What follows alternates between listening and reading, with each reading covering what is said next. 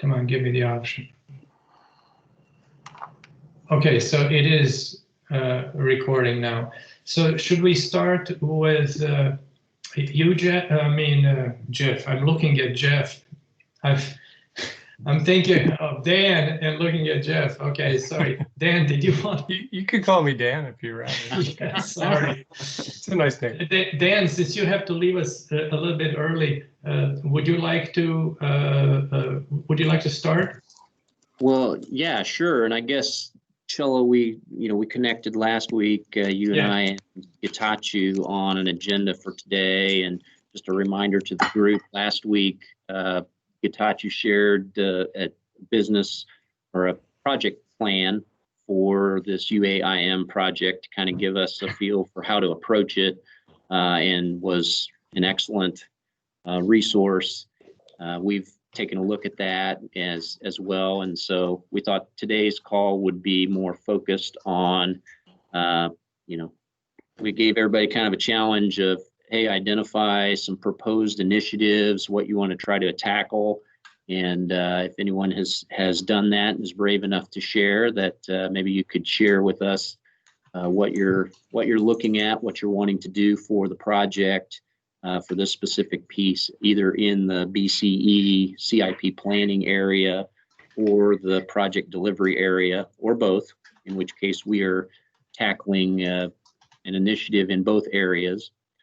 And then two, if you've taken a stab at putting together a project plan that you want to share, we could do that as well. So, and then Cello, I didn't know if you had mentioned workshop last week, so that may be another topic. That's correct. That's correct. So is that kind of a good agenda for today's call? Does anybody else have anything else they wanted to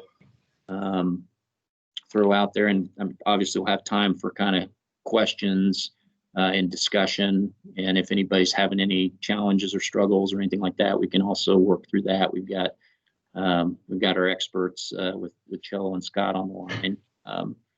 And I see Scott Parker joined too, so he's working with our team, focused on the CIP planning side of things. So assuming he can stay for the full call, then when I jump off at 10, he can pick up and clean up any messes I left. So. Yeah. Anybody else? Go ahead, Cello. Thank you, Dan. I think that's a great thing. We do have, Dan has to jump off a little early today at the top of the hour. And then Getachew will go and provide details on, he has a presentation to show us how exactly they're planning to work their focus area at DC Water. But we wanted to start with a discussion, to go around the table and see if people have made any plans, what stage they're at, do you have anything to share? Because last time it was sort of a little bit more one-way conversation than we like. It's very difficult to get interaction in these remote meetings because everybody feels safe and has their coffee or tea, and we can't sort of draw people in as easily. So, and on the other hand, I don't want to put anybody on the spot. So I just want to, it'd be great if we could go around the room sort of, and people could say, well, we're not there yet, or we've done everything and we're ready to publish a case study on your, probably somewhere in that range. And just see your thoughts, and especially if you have thought about a specific area or topic that you would maybe like to engage in. So any volunteers? I can go. Oh, Jen, you want to go? No, sure. I said either one is fine. I'll go ahead, just get it over with. So our team at Tacoma Water, we're not quite there yet, focused on BCE CIP delivery. We're working on developing a project intake form, and part of that is defining what are planning and engineering projects, because we've reorged, and so there is a couple different, what is complex maintenance, what is O&M, what are the projects which our division does, and then defining that and developing an intake form. We have tentatively slated tackling refining our BCE process for sometime in mid to end of 2021. So I'm using the improvement initiative document, though, with the scope to help us for each phase of the project, so that developing an intake form, defining a project, refining our BCE follows that same format of analyze your as is, or gather your as is, analyze your as is, develop your to be, develop an implementation plan. So I am using, this has been really helpful, that document of the improvement initiative, but that's where we're at. But I thought, if we get there with an intake form, that'd be something I'd be happy to share what that looks like. Great, great. That's great. Yeah. Jeff? So we already have a preliminary intake form ready that we've shared with the group. So there's a couple. We have three. I'd say we have 3 or 4 examples that are at various stages of completion. We studied the potential for doing a Canby-like thermal hydrolysis process a couple years ago, and that was purely based on, well, let's call it purely business case. There were other aspects to it, uncertainties and risks associated with staffing and the costs of staffing, which is still BCE. That's something that we have that's complete. We just recently completed a project where we're looking at the possibility of extracting heat from our treated effluent and using that to preheat our boilers that'll free up more RNG, and we're going to sell that to the local company for a premium. And I needed to do a business case on that, so we have a feasibility study that's complete there.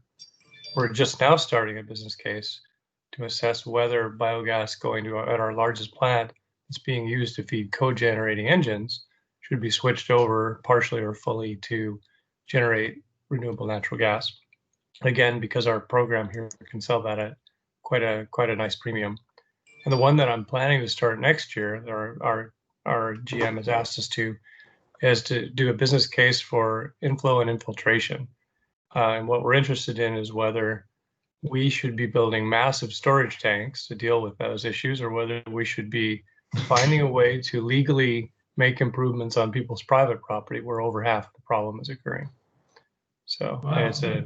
So those are examples. We're not so much reforming process as we are trying to come up with relevant pieces. And that last one's a bit daunting, but I know there are examples of groups who've done that, and I'll be asking some of you for help. Jeff, this is Scott. I can't help but interject, but Yarra Valley Water in Australia did exactly what you just said. They basically use storage on private property as part of their overall, system plan, and they've been able to reduce inflow, infiltration, and flooding, as a result. So that's just a potential resource that you might check out. Thanks, Scott. Yeah. Yep. I think Scott Parker's got his hand up. Jump in there. Yep. Yeah, Jeff. Hey, this is Scott Parker. I'm interested. So first of all, on your private I&I conversation, we have a private I&I program actually at Casey Water as part of our consent decree, and we've actually studied this to the nth degree. So we have a whole bunch of data that I think we can share with you related to cost per reductions on private property versus public I&I investment, down to the penny in some instances. So if you're interested in that, we certainly can share. Wow, that's fantastic, Scott. It's on the flip side, thanks. I would really like to look at your BCE for cogen if you're in that mix, because we're doing thermal hydrolysis. We're about to invest about $150 million in THP for our solids handling, and one of the things that's kind of come out of that is what to do with some of the extra biogas. And cogen is something we're very interested in. I'm very interested. We also did a pretty hefty business case for that solids, the THP process. That was largely done by consultants because we just did not have the staffing to do it. That's a very detailed. So I'm interested in how you guys, what kind of manpower or person power you brought to the table to be able to actually do that. So if you'd be willing to share, I think we can certainly turn around the I&I stuff for you when you're ready for it. Awesome. That's great, Scott. And I'm sure I can share some of that. Absolutely. Some of it will be a little less formal, shall we say, but we want to get that learning around. Some of it can be sensitive, but we'll find a way to share that with you. It might not be the kind of thing that we're publishing, but sharing it within internal circles is probably great. I'm Absolutely. not going to publish it if you share it with me, I promise. I'll just put our name on it if I publish it. How about that? All right, That's thanks. great. Yeah, thanks, Scott. Hey, and Jeff, just to piggyback on what Scott said, I had the opportunity to implement the private I&I program here at Casey Water from the consulting side, and now I'm actually managing it here at Casey Water. So be glad to be a resource for you on that topic. Also have experience across the state line with Johnson County Wastewater as well. So just wanted to throw that in there. Awesome. That's great. And yeah. we have done a lot more work on cogen and RNG than most. So that's material I can share a lot on. Lots of detailed, or several detailed analyses. Let's put it that way. Yeah. And Chilo, maybe I can share like just a brief update on what we've done with our initiative. I want to brag on Scott Parker a little bit here, and then he can fill in the gaps. But as I mentioned a couple weeks ago, we're focusing on implementing an improved CIP planning process here at Casey Water, and then also looking at documenting our CIP delivery process using the UAIM business process models that we've developed.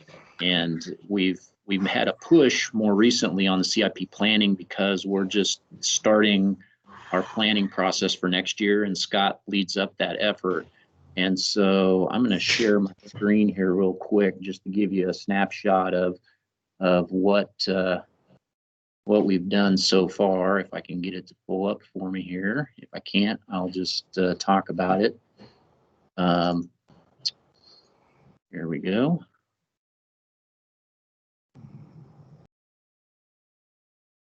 See if I can get the screen sharing to work here. But we started off, we looked at the processes and we're part of the development of those Signavio flowchart, business processes. And we decided, well, let's take that and let's apply that just to a project schedule for CIP planning. And so Scott's been working with Zach Monroe, our project scheduler, and we've taken, our process and laid it out, in a work breakdown structure.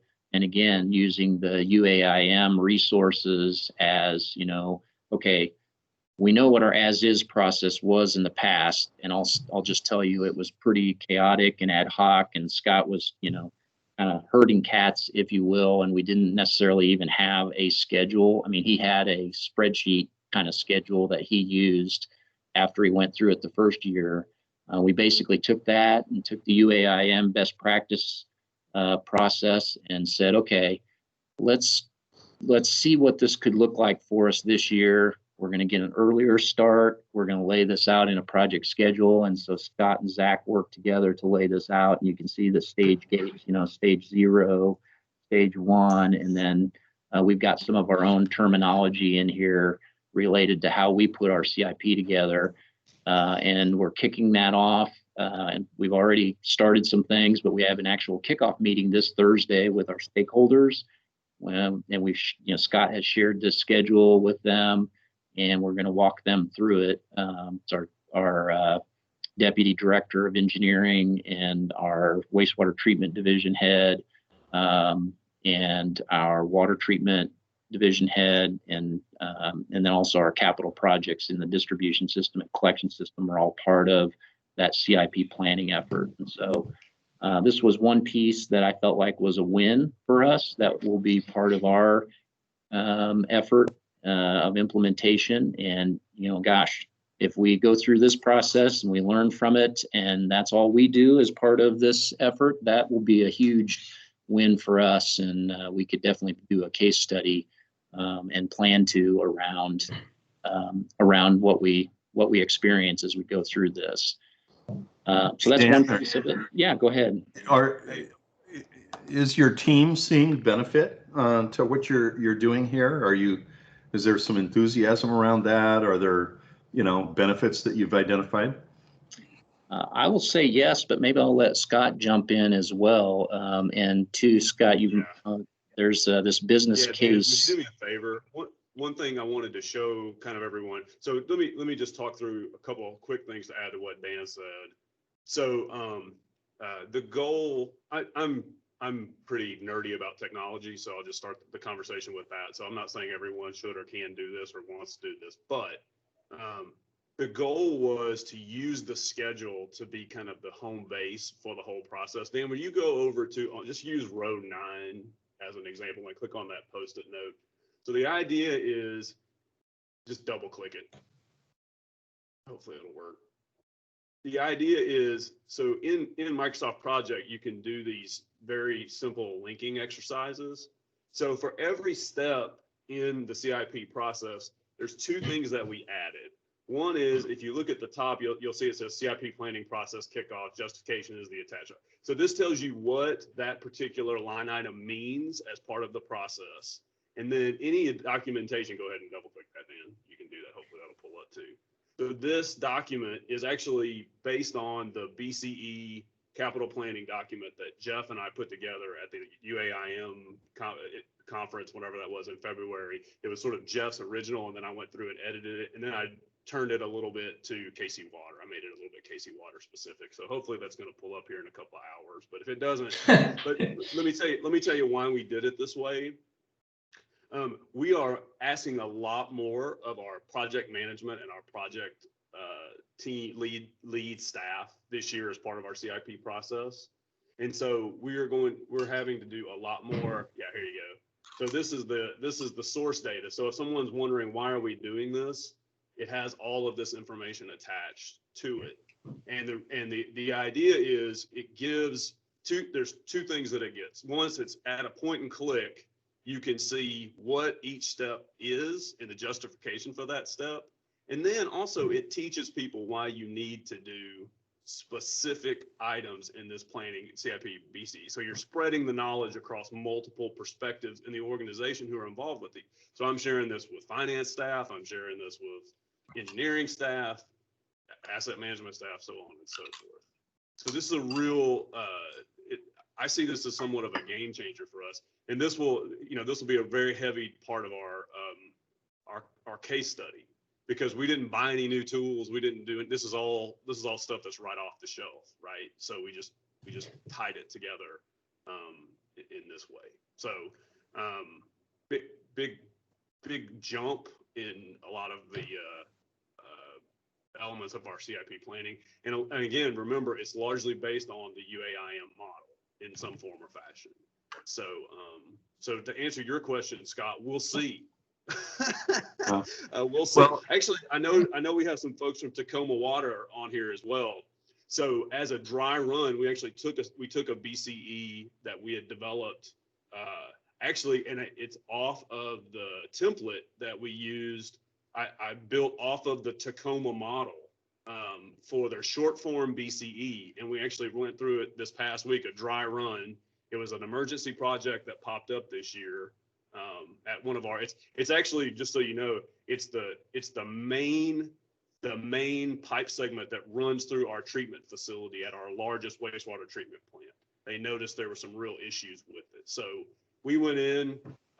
The folks from Tacoma Water will certainly recognize this. This is very similar to what you guys do, except with one trick on the end. Dan, can you scroll down to the bottom? So we built this rubric here at the end, and what the rubric is it's the objective part of the subjective statements up above, right? So it says, here's the problem statement, here's the project scope, here are the alternatives, and here's how we recommend it as it relates to the rubric. And again, it's not meant to be the be all end all. What it is it fosters conversation. So this, just to give you the results of this was supposed to be a 30-minute meeting. It went an hour, but it was a great meeting as it relates to exploration of what we could do with the project, and it ended up getting funded. So just letting you know, all of these things we talked about have a tangible outcome, and this is sort of how we're doing it. So thank you, Tacoma, first of all, for your short form BCE, fantastic. And sorry to pirate it, Jenny. But and if you want to use the rubric, I'll pass that back to you. So if you're interested in looking at that too. So this actually, just so everyone knows, this rubric came out of something I used to do with software. It started as a software for investments, and you can use it for software investments, which we have as well. I have a whole bunch of BCEs over there I can throw out for people to look at as well. But it works actually pretty well for capital as we go. So there you go. Yeah, thank you, Scott. Yeah, so we're plowing ahead. We've made some progress, and just kind of for everybody else, you know, we have not put together like a very structured plan like DC Water has. So we're maybe not quite there yet in terms of that level of organization. We have talked about like, okay, let's take a step back and kind of reflect on where we're going so that we can stay focused moving forward. But like I said, just using, like Scott said, the tools that we've got, we've taken some ideas like we got from Tacoma and said, let's pilot this BCE. And Scott has engaged our facilities folks to test this out, fill this out. And like you said, we had an hour-long meeting, and they seemed very engaged and excited about implementing this effort. And we're also got some good feedback from them as well on, hey, let's make sure we're not spending more time filling out a BCE form than we are on actually implementing the project. And so took that to heart, and I think Scott's got a good approach for us moving forward. So that's exciting, guys. Yeah, that's exciting. I can see it. I definitely get what you mean about don't spend more time filling it out. It's a matter, if you have buy-in to the process, that's far more important than a super detailed process. You can always add a little bit of detail if it helps the process. Yeah, so just kind of encouraging others. That's why I use the Tacoma model, Jeff, because Tacoma, that short form model, it's 3 pages, right? You guys, it's 3 pages. It took even that though took 3 hours for them to fill out completely, right? And it's partially it's because of the nature of the project, but 3 hours of filling it out and then an hour conversation, and we got to where we needed to get to relative to this choice. That's not a bad use of our time. That's a much more useful part of our time than 100 pages of BCE. So. Scott and Dan, this is fantastic. I can't remember which one of you. I think it was Dan was on a call on change management, workforce, organizational culture, and the other aspect of this, aside from the work process that you're laying out, has to do with what you're talking about. Implicitly you're doing it, which is engagement of staff. It's the buy-in. It's just that whole front end piece where you're getting people engaged. And there may be an aspect of this case study where you want to really talk about change management or workforce, in relation to the work that you're doing here. Absolutely, Scott. It's not implicit. It's very explicit. And the reason is because 2 reasons. One is we are making so many changes to the process that versus what has probably been there in the past. And so we have to be extra committed to the actual communication of why the change is necessary. But the second part of it is, we're at rate fatigue. And so every capital dollar that we're having to invest, we are having to put extra due diligence into that recommendation. And so it has a change management element, but change management doesn't just live at the staff level to understanding. It actually has to do with the whole utility's financial position. So there's a change management element there as well. So yeah, both of those. That's great. Cello, I got a question for you. Would Sure. How Scott had asked about a couple of our case studies, would that be useful to roll into 10 or 15 minutes in a future meeting just to share some of the process results? Absolutely. Yeah? Okay. That's exactly what we had in mind, and absolutely. And as far as sharing stuff, that's been one of the most important and most beneficial things in this kind of cross-utility collaboration. And if people have any concerns about sharing, this does not go, the stuff that you provide lives in that space that I put on OneDrive. It doesn't all go to WRF, for example. So you have complete control. The only thing is that I mean, it's important to remember that when I send somebody a link, they have access. But if they share that link, they're providing access to somebody else. So I'm just counting that everybody will understand that the value of sharing, and also the fact that that value needs to be protected, and that we kind of need to be disciplined about it. And this is, if there are additional concerns, I can wall off certain channels where only certain people can have access. But I think the more, the more crossbreeding we have, the more, the better results. Dan, you have like a couple of minutes. You're looking at the. Yeah, I'll just kind of wrap up and jump off with thank you guys, some great discussion, and for everybody on the call, I think, and I think Scott has talked about this in the past too. If there's just one little idea that you get from these conversations, a kernel that helps you with a particular pain point within your existing processes, I mean, that's a win. So if you're trying to still think about like what you want to tackle, what initiative you want to take on, I think today's discussion is great examples. Jenny, great example on your part too, of saying, you know what, we're not going to tackle our entire process. We've already kind of gone through some of that, but we want to really kind of focus in on one or two aspects of that and make improvements there. By all means, that's what this is all about. So yeah, so great discussion, and thank you all, and continue the conversation, and I'll look forward to catching up with you in a couple weeks. Thanks very much, Dan. Thank you very much. Thank you. So I want to, before we go to Kitachi, I just want to open up to everybody for discussion, and many thanks to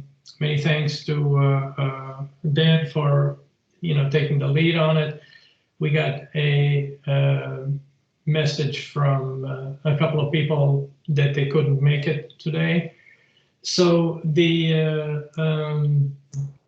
are there any questions or things you want to bring up, or discussions on what Dan was talking about on the CIP, and Scott? And or like Jenny, are you starting to focus on or identify areas that you think that you would want to look at, and maybe just throw it out there?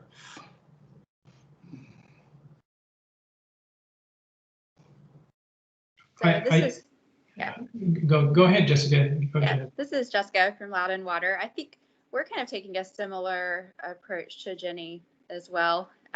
We're exploring the business case process through more of what we're calling a project information form.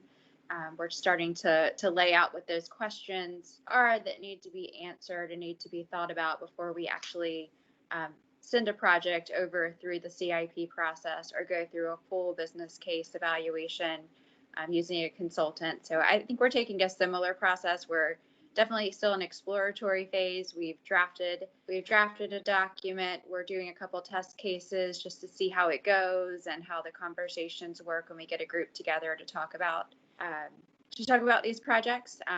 So far, so good. It's not an official process for us, but I think it is helping. And it's starting to facilitate some of those conversations and encouraging those that need to submit a project to really think through it, really look for the data that we have, and talk to others before submitting projects and moving them forward. So early stages, but I think a similar process, and it's, we're working on it, and I think it's going pretty well. So. Great. Any other thoughts before we move on to BC and Getachew? Okay, Getachew, are you ready to take it on? Hey, Cello. Yes. This is Scott. Hey, yes. I'm sorry, I've got to go too. My boss just scheduled a meeting that I cannot miss. So okay. Sorry for that. Somebody don't tell Dan that I skipped out early. Otherwise, I will see you all later, and everybody have a good week. Thank you, Scott. Thank Thank you. you. Thanks again. Thanks, Scott. See you. Take care. Bye. Bye.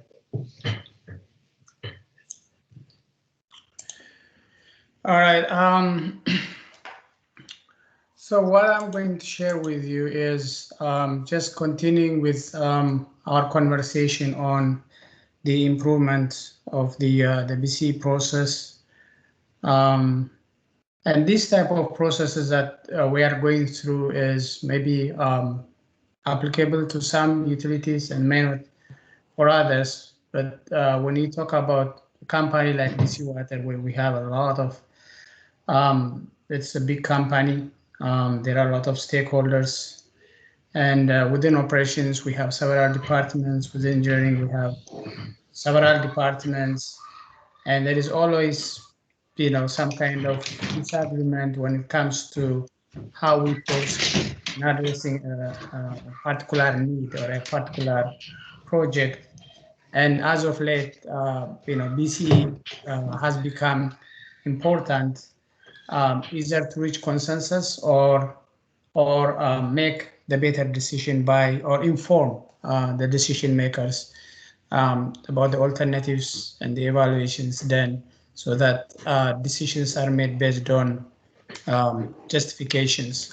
So that's how we are working on. There are 5 departments, operation engineering departments, who are sponsoring this project, and it's a big need. Like recently, there was a big project that we are working on, and there was some kind of disagreement between engineering and operations. Engineering is saying we need a vortex drop structure, and operations were saying you need to have a drop structure with sacrificial concrete. Getachew? Yes, sir. I can't hear you. I don't know if anybody else can hear you. Yeah, we can hear him. I don't know what else I can do to. I'll try to speak a little louder. So there was this type of questions, and there was a request to make a quick BC evaluation, and we're not ready for that. I can, make something up, but in terms of process, we don't have like a shorter version of our BCE to be able to deliver something in a couple of days that's going to support the decision maker. So this type of evaluations have become, as I said, very, very important. So just to help others see how they can, see how they address or improve their BCE process, I have here our process, how we went about it. As maybe common to many, our CIP planning cycle process has a lot of artifacts, a lot of documentation, but normally everything is in a flowchart process. And it's a very summarized and consolidated version of it. So there is a needs identification, there is an annual CIP update as you see it here, and there are processes within it.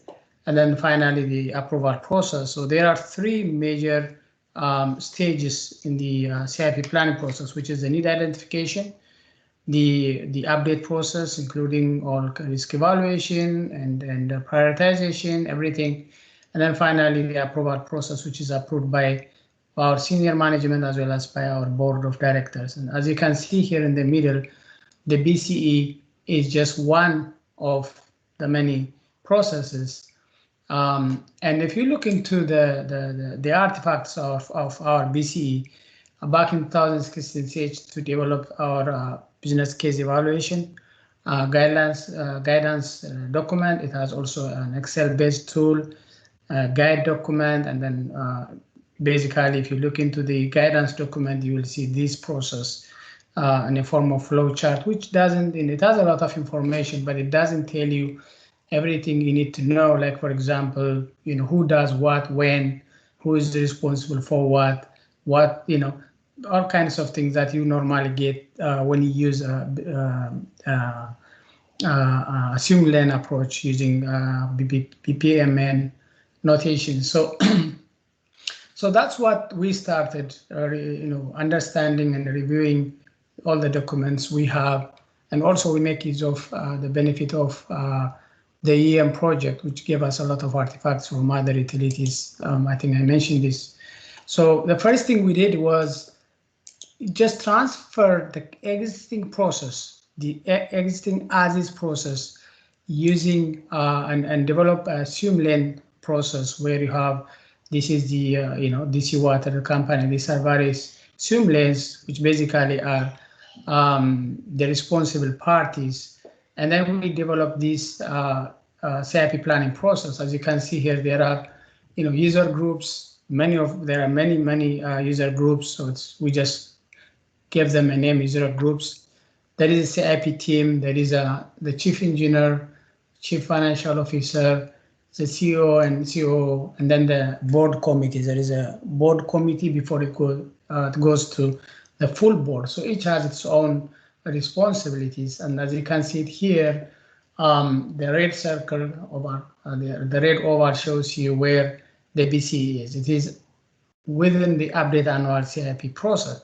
As I said, this is our current as is process.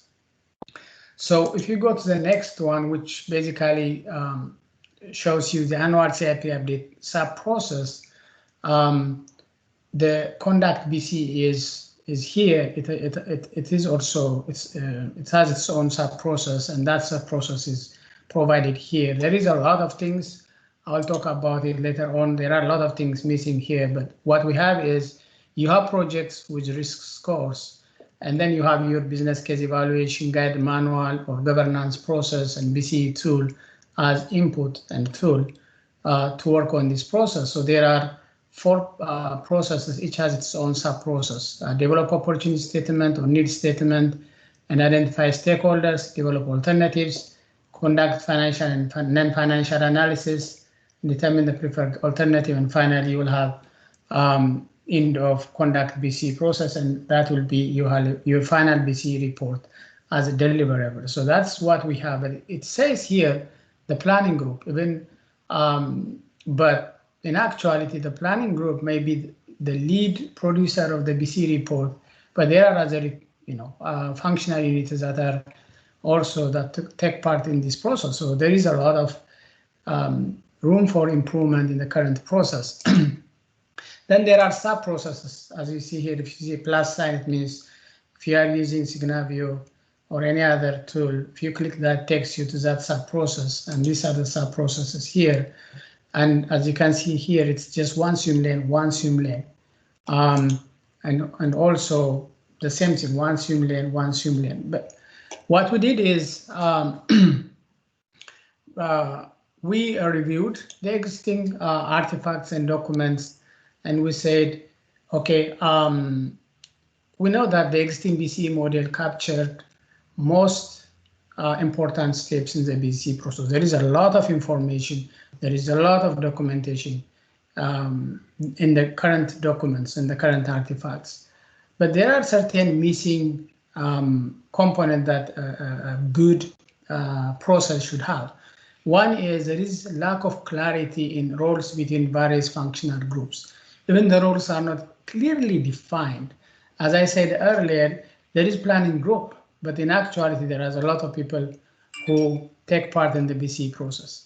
The other one is a stage gating. So there is a kicker or a starter or initiator, and then there is end of an activity. So what kicks a process and what is delivered from that process, and what inputs are we using, what tools are we using, what comes out of that process, and who does what in that particular process. Those information are not clearly communicated in the current process. That's one. The other one is the data used. For each step, there is a lot of data we use, but we are not very clear what type of data. And also, it's very important for consistency reasons. We have example BCE projects that we did, and for some, they use some kind of data. For others, they use another incomparable type of data, and very difficult to compare one alternative with another alternative if you continue using that type of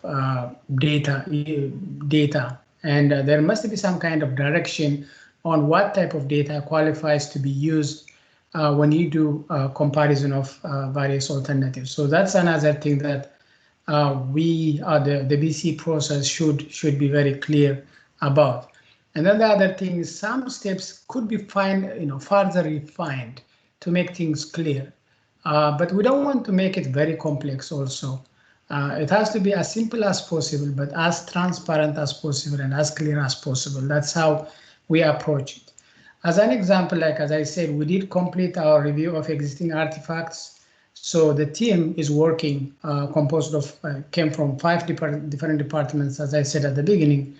And so we identified that we need to revise the drivers of basically our capital program. BC Water's mission and strategy goals have changed since 2016, so we need to revise that. The second one is what initiates the BC process, or that for a particular project, we don't have a clear criteria of to do a BC or not to do a BC, and also alternatives. When, as I said earlier, there are a lot of unclear things in terms of when you consider there is a problem that you would like to solve, and there are various alternatives.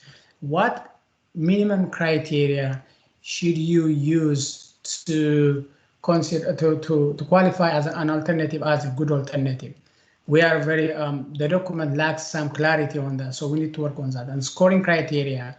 And based on that, we need to update also the BCE tool. So this is our current artifact and processes have all these things listed under revised column, but also we found out that it lacks the following, and we need to add this. One is when to do the BCE and its revision. So there is a CIP process from need identification all the way to commissioning of or startup of a particular project. But when are you going to do the BCE? That's a question that the current artifact and process doesn't answer. And also, what's the criteria to revise the BCE that's already done? Because things change, scope changes, scope creep. There is a lot of things that may happen to a project. So when do we say that BCE is no longer valid because of the significant change to that particular project? We need to revise it. So we don't have a criteria on that. The other one is the team composition. It is engineering heavy kind of structure that we have now, but we need to go out and involve other departments and other stakeholders also. Training is very important.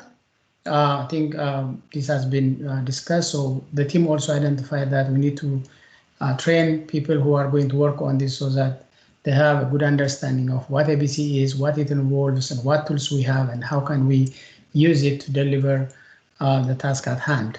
And short and long version, as I said earlier, that example that I gave you, even the vortex drop structure with some kind of sacrificial concrete kind of that we should have done it like in a couple of days if you have a long and short or simple and complex version of our BC. We don't have that, so we need to have that. The other one is performance metrics, as you know. So every goal should have some kind of criteria, whether that goal has been met or not. So we don't have that, so we would like to have that also. And then the other big thing is approval process. When you have two teams, basically don't agree on a solution, on a preferred alternative, they don't come up with a preferred alternative, then our management should come in, but the current process doesn't let us do that. So there is no mention of the approval process in the case of stalemate. So we'd like to add that in the process. So this is a BCE sub-process, as I said here at the bottom. So I just want to show you some of the areas that we are working on to improve. One is here, it has to be refined. It has to have several swim lanes here. Now we have only one swim lane. The other one is determine need for a BCE. So it starts with risk already computed using our risk tool, but it should start with project definition, and then we should ask the project, or we should have a criteria to say whether we need a BCE or not. And the other one is input. What are the inputs that are required to effectively do your work for that process? And then at the end of the process, there must be a stage gate where you have the checklist and also criteria that you check the boxes where, you make sure that what should have done in that particular process has been completed and the project is ready to go to the next stage. So these are the things. I think what I'm saying is that you can start with whatever you have now, like we did here, develop to help you properly analyze, develop a swim lane kind of process, transfer this from this process, workflow chart kind of process to a swim lane process. It tells you, it clearly shows you where you are stronger, where you need to work on to improve. And this helped us to identify our issues. And this is just where we are now. I think next week or the week, 2 weeks from now, we'll have a big workshop to just find, further refine and break down the process, the BCE process, the existing BCE process, and then we can just in preparation for to be processed. So this is where we are in terms of the BCE. And before I go to the next one, if you guys have any question or any suggestion, maybe I would like to take a pause here. Gatachi, this is Scott. I raised my hand because I didn't see it. Sorry. No, because I think that there are a couple important points that you made that could resonate with the group. One is that you're looking at when do you do a BCE, that it's maybe not always exactly the same stage of the process. The other point was, I'm thinking of Jenny and Tacoma a little bit here, but on short form versus long form, but and even a dual process that has looking at a short form, let's say BCE, to help with, what do you leave in the mix, or to help with prioritization versus a longer, more formal BCE. It sounded like those were things that you were going to be looking at. Yes. I would say, we have more or less a short form. It's not, we don't call it properly a BCE form. We call it a CIP validation form. And it has many of the components of a BCE, but we need to revise that. There are some, we are using actually Tacoma's short version. The project team is reading those documents, and there is a lot of things we are learning from other utilities. So, yes. Good. This is Shella. Getachew has also a few more slides that he wanted to share. Since we have only 10 minutes left, and there's some really, I would like that the content that he intended to share to have proper time, so he gets enough time for discussion and stuff. So and I know that some people have a hard stop at 8:30, and I didn't want them to be without asking, wanted to hopefully release people before their next meeting. So before we go forward, I'd like to open it up for discussion for folks who haven't maybe voiced their thoughts yet, and then just have if you don't mind, the next stuff I think is really exciting. Maybe we can do it next time, the slides 9 through 13. Okay. Because I just don't want to rush those, if that's okay with you. Yeah, that's okay with me. So let's open it up for discussion, and I'd like to ask if there are no hands up, but I'm going to ask one more time if there are folks who would have a question or a comment or a suggestion.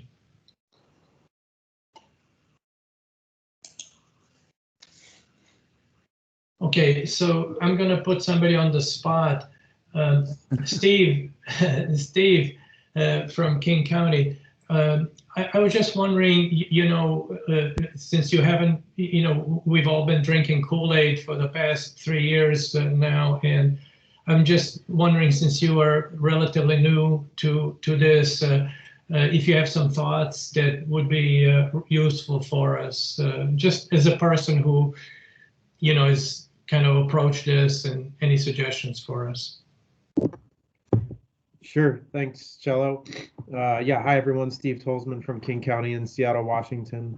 I'd give two high-level points. I mean, number one, from my perspective, not drinking the Kool-Aid. This is drinking from a fire hose, because and it's really good, because I think we're all dealing with these similar types of challenges, such as justifying our projects through business case evaluation.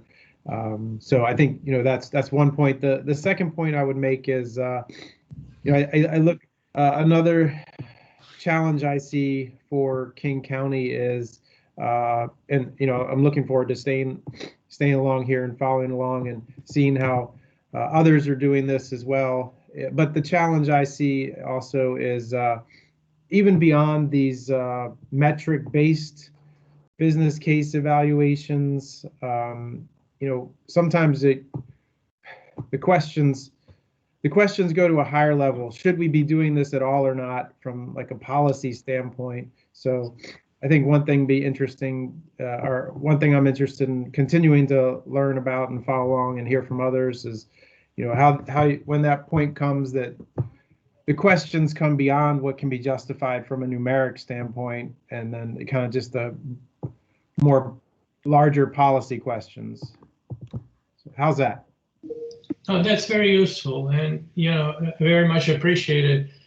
All the value and all the creativity that we have generated was generated by folks like you from different utilities, Getachew and Dan and Jenny and others, and Jeff, and so that's really and it's intended to be a continuous effort, and where we all learn from each other. So I'm sure there are some things here.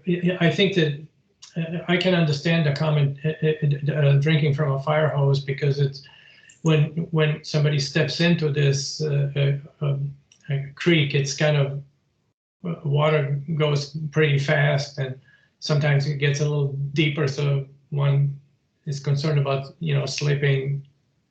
And I hope that with time, just you will get a little bit more familiar with it and more comfortable with it, and I'm sure that we'll eventually find ways to contribute value to everybody.